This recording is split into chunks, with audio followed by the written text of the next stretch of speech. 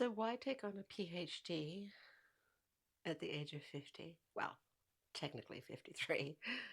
Hmm, let's talk about it.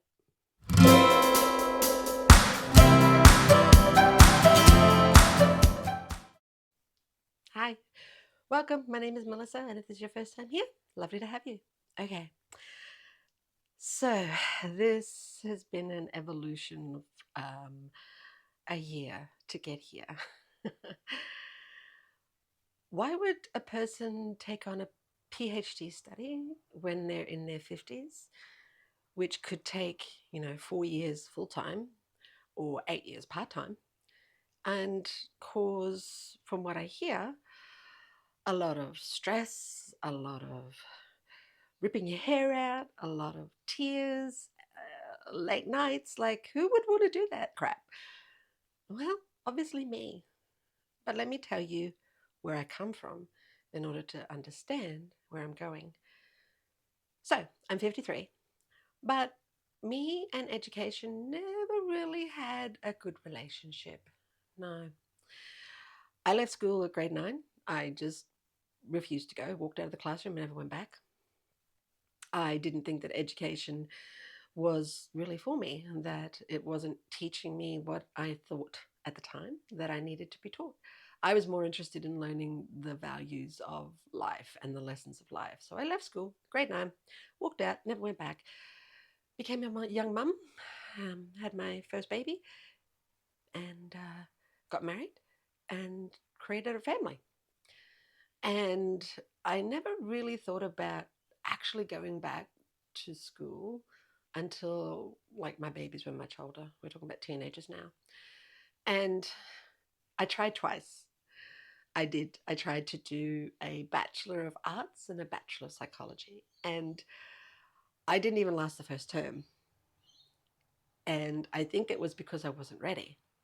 I think it was because that I didn't think that I could actually do it, that I had the grit, the determination, or even the common sense and knowledge to actually do it. It took me a bit to build up that bit of a confidence. Fast forward to 2025, and I thought, nope, I'm ready. I'm going to do it. Hell or high water, because I don't know, there was something that was just like it was continually burning and aching inside me. There's a story that needs to be told. And it's not a story that is for, Bachelor of Arts or Masters. This is a PhD story. This is the story about the women in my life, the grandparents, the grandmothers, the aunties, the leaders of our community, and looking at, what exactly is leadership when it comes to Aboriginal and or First Nations people. And that's what I wanted to do. But I also knew that my skills weren't exactly up to scratch to doing a PhD straight up. So I went and I completed my graduate certificate of research. Yay! Which I completed this month, my last assessment. I handed it in and I got a distinction. I think I've got about 4 or 5 distinctions and high distinctions. So that gave me the confidence and the courage to know that I'm ready. I'm ready to do this. I'm ready for this journey, this next chapter of this journey that I believe that I wasn't ever able to do. I believe that people like me were not able to get into places like universities, and we're not even able to think about even going for a doctorate, let alone, a Bachelor of Arts. Like, it's a hard, tough journey. I've decided I'm going to do it full time. So it's going to take me 4 years.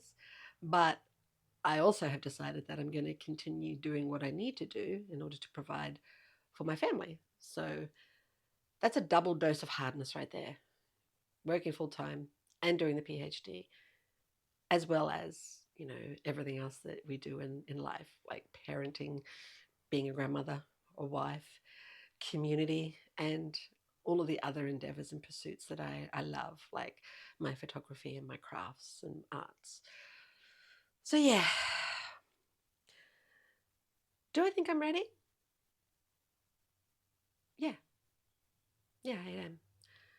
And, you know, if you are over the age of 50 and you're even considering going back to school of some point. It doesn't necessarily need to be a university. It could be going back to maybe doing a workshop in your community. It could be going and doing, some TAFE studies for like a year or a couple of months, just something. The thing is, you're never too old to learn. You're never too old to continue learning. That's always been my motto, even when I left school. You're never too old to learn. And learning is an evolutionary cycle. And just take the plunge, just do it. I mean, the worst that can happen is that you will fail, but you'll also learn. The worst that can happen is that you don't graduate, but you end up with either or a certification of attainment, which outlines, the units that you have completed, and then you go back for another round. Or if you're doing a community workshop, well, you know, you also get a certificate for that too.